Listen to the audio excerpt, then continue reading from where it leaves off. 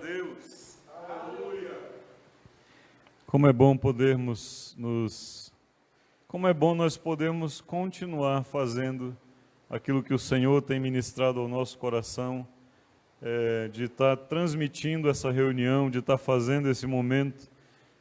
Eu tenho orado, eu sei que o cinto tem apertado, né? O cerco tem apertado, mas o Senhor está nos dando graça para continuarmos. Eu quero pedir aos irmãos que acompanham de maneira virtual, que nós temos tempo de oração na presença do Senhor durante todos os dias.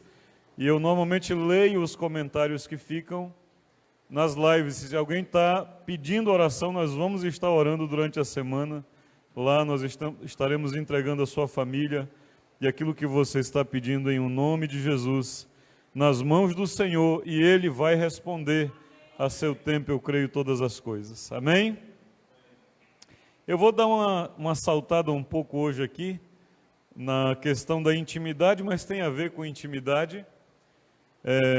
Mas eu fui muito chacoalhado de ontem para hoje sobre um outro aspecto. Nós sabemos que uma pessoa que gosta de se alimentar bem, ela precisa ter um hábito que também queime, não é, esse alimento, porque se ela não tiver um hábito alimentar que queime as calorias, o que vai acontecer com ela? Ela fica...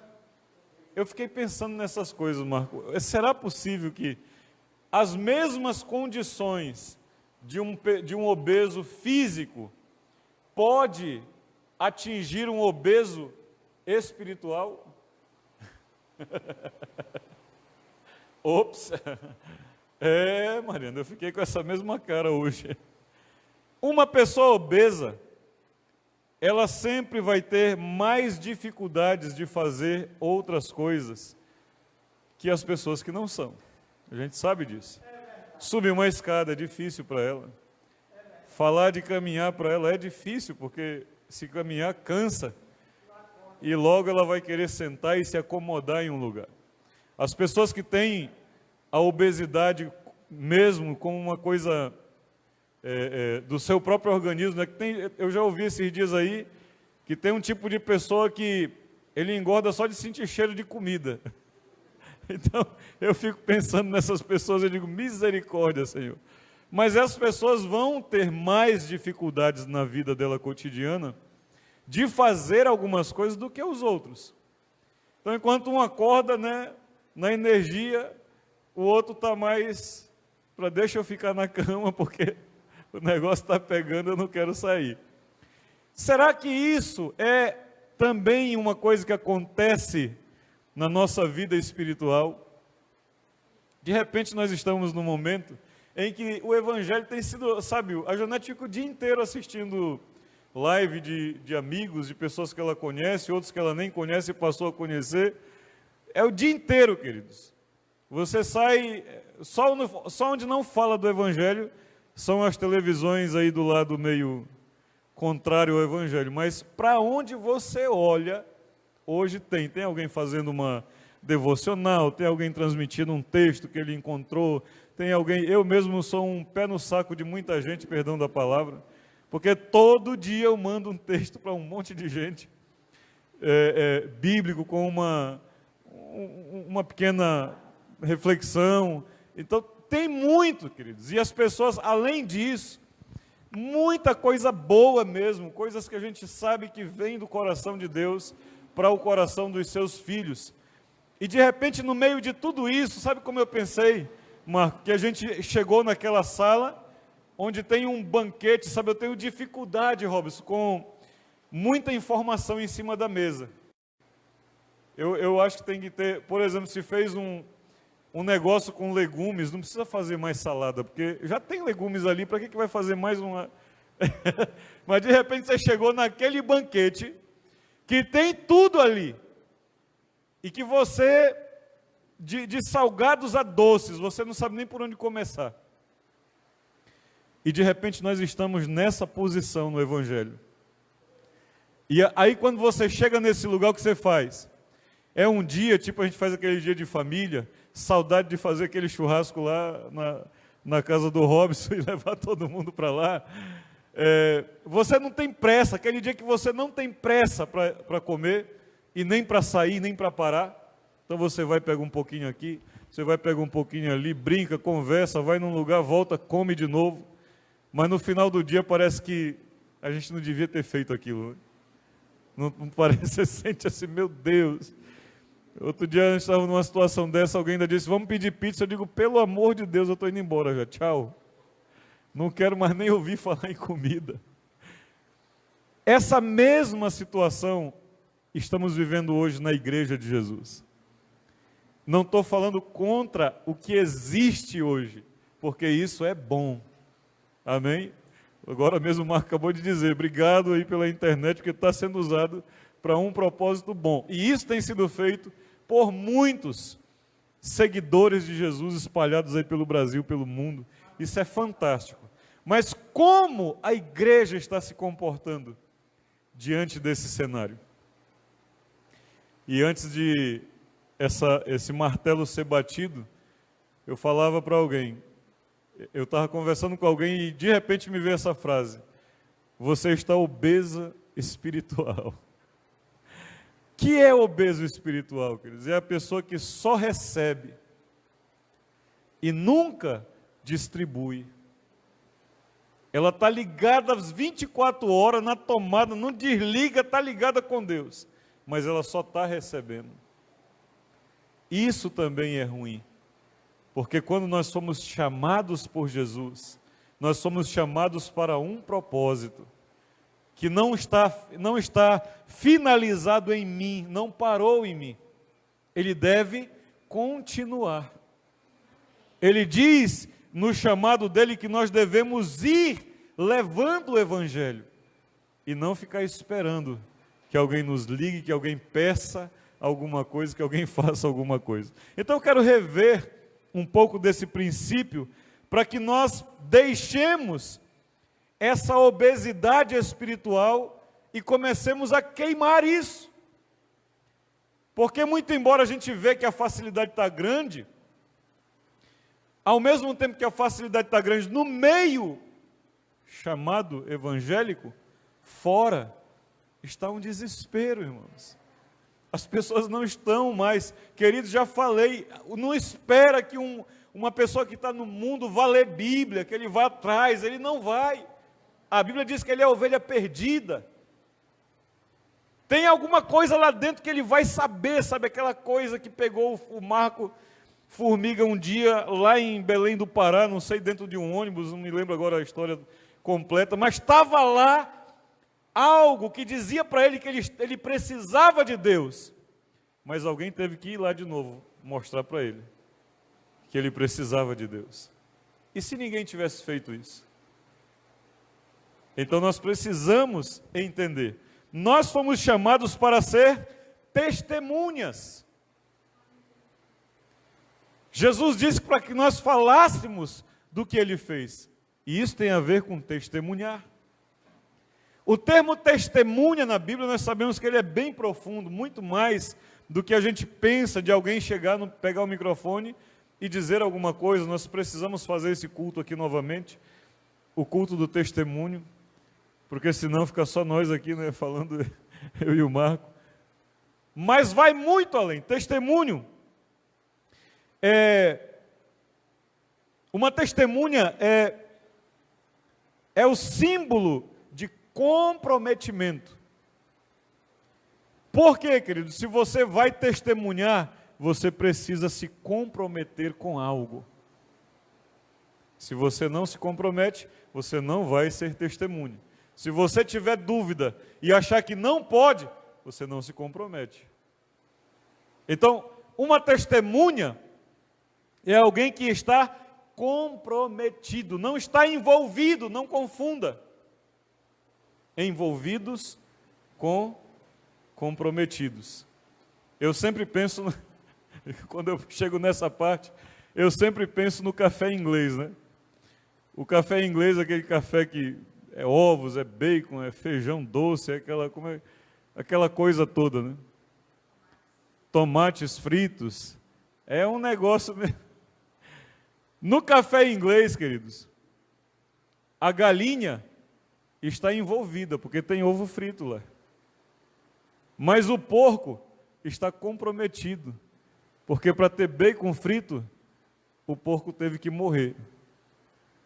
Ou seja, você ser comprometido com algo, significa que você está disposto a morrer por isso. Mas hoje a gente está vendo que o nível de comprometimento está muito embaixo. Basta um empurrãozinho qualquer, fica todo mundo dodói, ninguém fala mais nada, ninguém quer fazer mais nada, ninguém quer se dispor a mais nada, porque ele sofreu uma ou outra pressão, uma situação qualquer. Então lá em Atos capítulo 1, que é o texto base que nós vamos usar, e é o texto que Jesus, nos seus últimos momentos, isso aqui é o último momento de Jesus com os seus discípulos. Ele está prestes a ser assunto aos céus. E aí no capítulo 1, versículo 6, ele diz, então os que estavam reunidos lhe perguntaram, Senhor, será este o tempo em que restaures o reino de Israel? Respondeu-lhes Jesus, não vos compete conhecer tempo ou época que o Pai reservou pela sua exclusiva autoridade. Queridos, eu vou ser uma testemunha da volta de Jesus até os últimos dias da minha vida aqui. Mas ele não me disse para dar data de quando ele vem. Então ali estava, Senhor, vai ser agora. Calma, esse não é o papel de vocês dizer quando é. O Senhor reservou para ele, ele sabe. Então há muitas pessoas dando data, dizendo que vai ser não sei aonde. Há uma semana atrás, ia se iniciar no dia 8 de abril, ou era de maio? Não era 8 de maio. O vídeo que eu vi dizia que 8 de maio ia começar 3 dias de escuridão sobre toda a terra. Uma profecia. Gente, Deus não mandou ninguém dizer nada. O povo está tentando fazer uma coisa que não foi a ordem de Jesus. A ordem que Jesus deu é que nós sejamos portadores de boas notícias. E para isso, sendo testemunhas dele, nós fomos separados. Então ele diz, mas, versículo 8, recebereis poder ao descer sobre vós o Espírito Santo, e sereis minhas testemunhas. Queridos, nós fomos chamados para ser testemunhas, e não somos testemunhas daquelas que estão sem nenhuma base, sem nenhum contexto. Não, nós somos testemunhas daquilo que aconteceu com Jesus naqueles dias e daquilo que tem acontecido até o dia de hoje. Porque o livro de Atos é um livro ainda aberto. Continua sendo escrito. E nós estamos fazendo parte dessa história. De continuar escrevendo. Como? Sendo testemunhas de Jesus. Agora o interessante, quando nós vamos para Mateus capítulo 5, quando nós vamos em Mateus capítulo 5, é um texto muito tremendo, toda a Bíblia, óbvio, mas há coisas assim, que coisa maravilhosa, né? Vocês, capítulo 5 eu disse, né? Versículo eu disse? Não disse. Misericórdia. 14. Versículo 14 diz assim, ó: vós sois a luz do... Nós somos aquilo que traz a luz para esse mundo. Onde há trevas. Sabe, irmãos, eu estou tentando me ajustar, mas eu sei, eu entendo que está havendo situações difíceis nesse mundo. Mas eu sirvo a um Deus que quando chegou no mundo, lá em Gênesis capítulo 1, e viu o caos, ele disse, ele não ficou lamentando, oh que caos, oh que escuridão. oh, quanta água. Não, ele não ficou lamentando o que ele estava vendo. Ele disse, haja luz. E houve luz. Então as pessoas querem falar de morte, eu quero falar de vida. As pessoas querem falar de doença, eu quero falar de um Deus que cura. Eu não aguento os grupos, eu não entro nos grupos, não estou conversando mais com ninguém, porque eu não aguento falar de doença, queridos.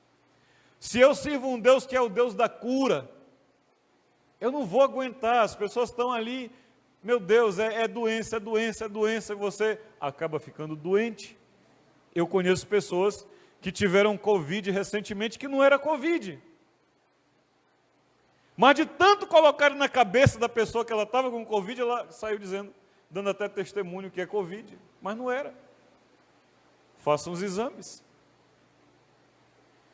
Se não fosse a Ivy, a Janete estava com Covid. Mas a Ivy pegou o sangue dela, um meio litro de sangue. Nós somos luz, queridos. E quando nós pensamos em ser luz, nós precisamos entender que luz do mundo, meu Deus, nós não temos essa condição, né, de fazer isso. Mas se você puder, faz isso. Se você tiver aqueles blackout de janela, fecha tudo dentro do teu quarto e desliga a luz, para você saber o que é que nós estamos representando para esse mundo. Sabe o que é o mundo sem a igreja de Jesus? É o seu quarto fechado, totalmente escuro, e você lá sem saber para onde vai. Você já teve essa sensação? Se você não teve, faça isso e você vai ver. Mas tem que ficar escuro. Se tiver uma luzinha do ar-condicionado funcionando, não serve. Tem que estar escuro mesmo. Assim é o mundo sem a igreja de Jesus. Nós somos a luz do mundo. Vós sois a luz do mundo. Não se pode esconder a cidade edificada sobre o monte. Como você vai esconder? Não dá, se você cavasse um buraco e fizesse lá dentro e tapasse aqui por cima, tudo bem. Mas não tem como esconder. Cadê o lençol? Não tem como esconder. Vai chegando em Palmeira dos Índios, Vem aqui, Marco, rapidamente aqui, Marco. Bora esconder o banco, Marco. Vocês estão vendo esse banco? É um banco? Então vamos esconder o banco. Esconde o banco, Marco. Rápido, senão... Está escondido o banco? Mesmo que não aparecesse nada. Está escondido? Mas você sabe que tem um banco aí? Não tem como esconder, que a cidade foi construída no alto. Mesmo que você coloque algo em cima, não adianta, porque ela vai ser mostrada. Sabe o que Jesus está dizendo? Um verdadeiro discípulo meu, ninguém consegue escondê-lo.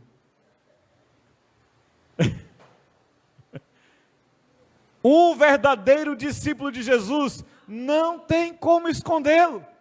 Pode entulhar coisa em cima, pode tentar abafar, pode tentar apagar, pode tentar fazer o que quiser. Não vai conseguir. Porque um discípulo de Jesus é cidade construída no monte.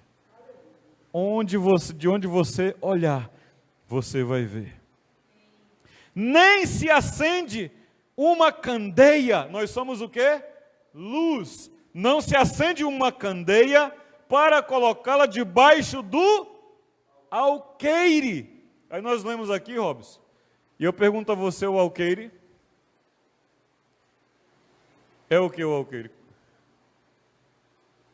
Um pedaço de terra, né? Quantos alqueires tem?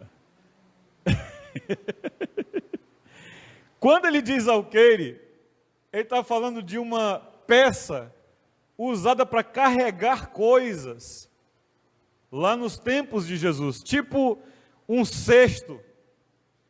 Então, o que ele está dizendo? Como é que você vai acender uma luz para colocar debaixo do alqueire, ela vai cumprir o papel dela de iluminar? Não.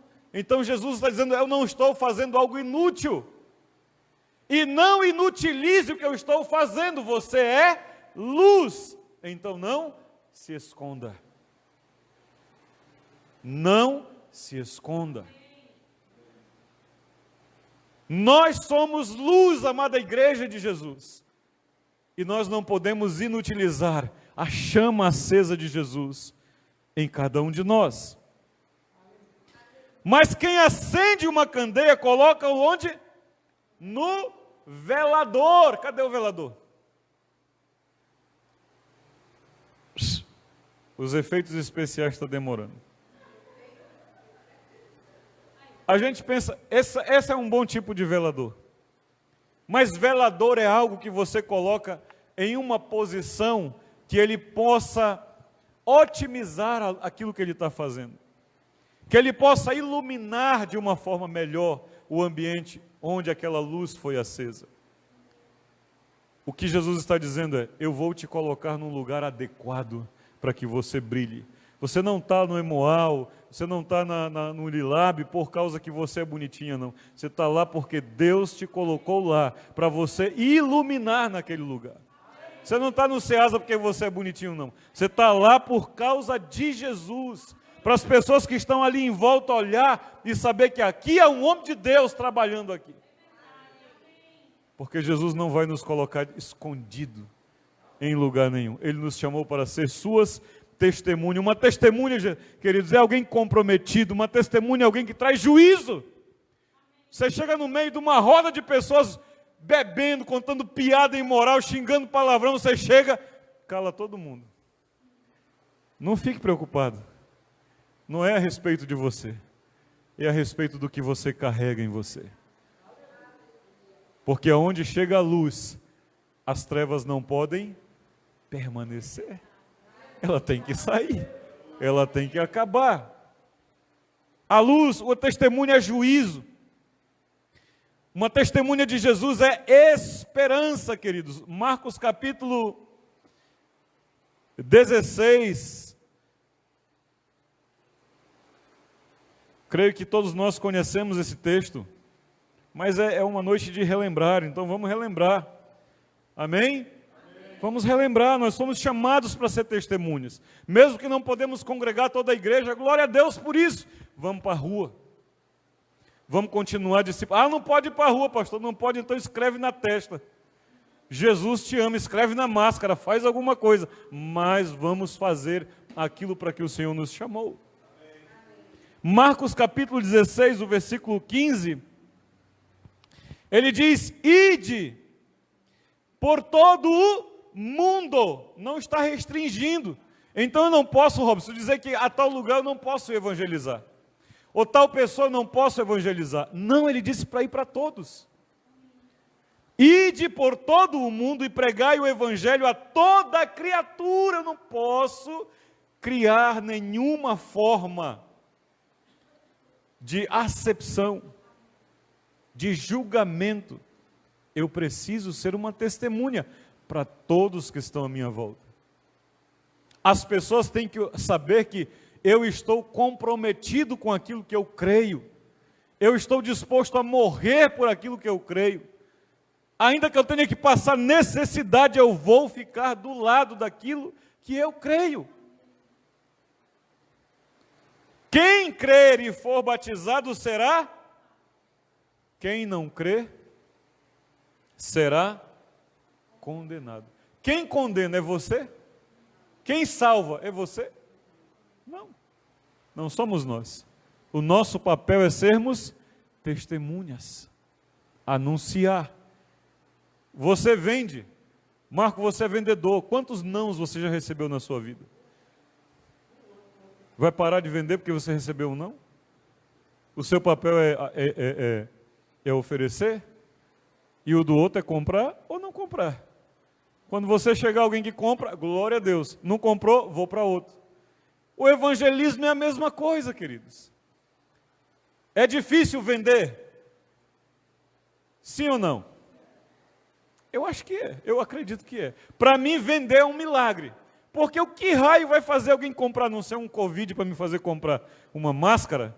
Eu não compraria isso de jeito nenhum. Então como, Robson, como num Ceasa que tem tomate para tudo quanto é lado, o cara vai comprar na sua loja? É um milagre? É difícil vender. Você pode sair agora com um diamante aqui no bolso para ir vender, querido. E você vai encontrar dificuldade para vender. Eu vi ontem um negócio tão interessante, o cara querendo vender uma caixa de Nintendo para aquele cara do Trato Feito. Sabe quanto a caixinha do jogo de Nintendo, primeira edição? $1 milhão. O dono da caixinha pediu. O cara lá, o Rick, não sei do que lá, disse assim: meu amigo, eu acho que tem um grande negócio aí, mas eu não estou disposto a gastar $1 milhão numa... Só que se o cara está oferecendo é porque alguém compra. Ele chamou um especialista que disse que teve um cara que comprou um jogo desse por $300 mil. Eu queria estar lá perto para dar-lhe um pescoção nele, dizer que cria vergonha na tua cara, rapaz. Queridos, da mesma forma, anunciar o Evangelho tem as suas dificuldades. Você não vai achar sorrisos e bem-vindos em todas as portas que você bater, mas isso não muda a nossa missão de sermos uma testemunha. Se a pessoa vai dizer sim ou não, questão é dela. Ela está trazendo esperança ao juízo para ela mesma. Mas eu fiz o meu papel.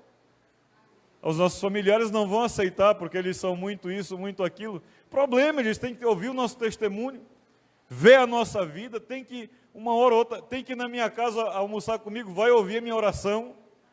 Eu vou na casa deles, vão ouvir minha oração, vou orar, porque nós estamos agora numa hora de fazer refeição, então vamos orar, agradecer a Deus. Porque nessas coisas nos tornamos testemunhas do Senhor. E Ele não vai parar, querido, se eu parar. Lucas capítulo 19, se você continuar o texto aí de Marcos, você vai ver que há coisas que seguem aquilo que o Marco há pouco orou. E curarão os enfermos, e expulsarão demônios. E se alguém tentar envenenar, vocês não serão envenenados. Se alguém tentar matar vocês, eles não vão conseguir. Se conseguiu, é porque a vontade do Senhor foi feita. Chegou meu tempo, tchau, mundo mau. Porque eu já estou indo. Mas enquanto não, eu vou continuar. E eu conheço testemunho de pessoas, um jovem da minha época de conversão, o pior traficante da cidade de Salinópolis, converteu. E os pais dele, durante um mês, colocaram veneno na comida dele. E ele não morreu. E como ele não morreu, os pais também converteram. E confessaram o que tinham feito, e são salvos em Cristo Jesus. Então eu não estou falando uma palavra que era para aqueles dias, não, hoje, agora, acontece e funciona para nós. Mas em Lucas capítulo 19, versículo 40, quando Jesus está entrando na cidade de Jerusalém, glorificado, aquela festa toda ali, o povo recebendo ele, no versículo 39, alguns fariseus lhe disseram em meio à multidão: mestre, repreende os teus discípulos, faz eles calarem. E Jesus disse: asseguro-vos que se eles se calarem, as próprias pedras clamarão. E eu não vou esperar, queridos, que outra pessoa faça aquilo que eu fui chamado para fazer. Eu não posso. Nós precisamos anunciar. Alguns períodos da história da humanidade são muito propícios para a pregação do Evangelho.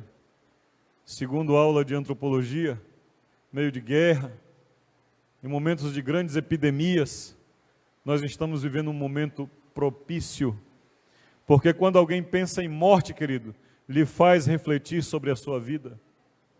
Lhe faz refletir sobre o seu agora, o seu antes e para onde ele vai. E nessa hora, os testemunhas de Jesus precisam estar prontos e aptos para anunciar, para testemunhar aquilo que nosso Rei, o nosso Deus é. Romanos capítulo 8, livro de Romanos capítulo 8, versículo 19, diz assim: a ardente expectativa da criação aguarda a revelação dos filhos de Deus. O mundo está clamando. Sabe aquela febre terrível que você... Febre é doença ou é sintoma? O mundo está em febre. As enfermidades, as guerras, as epidemias, as catástrofes são sintomas de uma criação que está desesperada. Queridos, quando um filho de Deus se manifesta, como nos dias de Noé, em que a humanidade seria destruída, mas por causa de a criação foi poupada. E dessa mesma maneira, a criação está hoje anelando, angustiando, febril, está ardendo em febre, porque há alguma coisa muito pior que precisa ser resolvida. E nós precisamos nos levantar como testemunhas de Jesus. Precisamos nos levantar como testemunhas de Jesus. Toda a igreja, não se amofine, não se retraia, não se esconda, não é tempo de se esconder, porque Jesus construiu-nos como cidade em cima dos montes. Ele nos acendeu como luzes para esse mundo, então não coloque a sua luz nas escuridão, onde as trevas a abafem. Deixe ela brilhar. Deixe a luz do Senhor brilhar. Que o Senhor Jesus traga nesses dias a nossa memória, o nosso primeiro amor, os nossos primeiros momentos, que Ele coloque aquela queimação no nosso coração, por falar de Jesus, por transmitir Jesus, e não Jesus simplesmente da letra, mas o prático do dia a dia, do hoje, do agora, daquilo que Ele tem feito por nós agora. E Ele tem feito grandes coisas, e Ele vai continuar fazendo. Mas o mesmo eco, o mesmo desespero que ocorreu nos dias de Isaías, quando ele teve a visão do anjo: quem irá? Quem vai pelo Senhor? Quem irá abrindo caminhos para que o Evangelho... Não, queridos, a Bíblia diz que nós devemos pregar em tempo e fora de tempo. Alguém disse, não sei como ainda não lacraram a sua congregação. Eu digo, se lacrarem, nós vamos reunir em cima da árvore, mas nós não vamos parar, porque nada pode parar. Aquilo que o Senhor começou vai continuar. Somos chamados para sermos testemunhas de Jesus, para sermos luz, para sermos sal, para fazer a diferença para a nossa vida, para quem está à nossa volta, para os nossos familiares, amigos e confins da terra. Que o Senhor Jesus nos dê a graça dEle e a misericórdia dEle, e nos dê cada vez mais essa força, essa coragem e essa ousadia para continuarmos. Em nome de Jesus. Amém? Eu quero clamar ao Senhor um pouquinho por mim, por você, pelos irmãos que estão nos assistindo. E enquanto nós estivermos orando, comece a pensar em pessoas, em vidas que você poderia ter alcançado, em vidas que você poderá alcançar, e naquilo que o Senhor poderá usar a tua vida para fazer o que Ele quer, para cumprir a sua vontade. Pai, nós estamos aqui nessa noite. Meu Deus, agradecidos pelo privilégio de podermos reunir diante do Senhor, do Deus Criador dos céus e da terra. Quem somos nós, Pai, para que o Senhor olhe para nós, para que o Senhor tenha misericórdia e se compadeça de nós? Mas ainda assim o Senhor o fez. Somos aqui o fruto, a prova de que o teu amor e a tua misericórdia alcança todos os homens, porque indignos éramos, mas o Senhor nos tornou dignos para ti. Senhor, nós não queremos ser represas, nós não queremos ser barreiras para o teu evangelho, nós queremos ser fontes, nós queremos ser a luz do Senhor, que brilha em todo lugar. Pai, no nome do Senhor Jesus, eu peço pela minha vida, pela vida dos meus irmãos que estão nos ouvindo nessa noite, através dessa internet, os meus irmãos que estão aqui hoje, eu peço que o Senhor nos encoraje a cada dia, que o Senhor nos fortaleça a cada dia, e que o Senhor nos leve a executar com diligência, com coragem, com ousadia, com intrepidez de palavras, com autoridade e poder, o teu evangelho, e que o mundo tenha esperança, porque o fim ainda não chegou, porque o fim para nós é o começo da nossa eternidade com o Senhor, no grande banquete das bodas do Cordeiro. Nós te oramos nesta noite agradecidos pelo que tens feito e pelo que vais fazer, em nome de Jesus, amém e amém. Querido, que a graça do Senhor Jesus, que a comunhão e a consolação do Espírito Santo, que a inquietação do Espírito Santo te acompanhe nessa semana, que Ele te cutuque para você falar para alguém, para testemunhar para alguém, em nome de Jesus, amém e amém. Deus te abençoe e até no domingo para aqueles que vão estar aqui e para os irmãos que vão nos acompanhar também. Domingo 18 horas estaremos mais uma vez transmitindo a nossa reunião em nome de Jesus.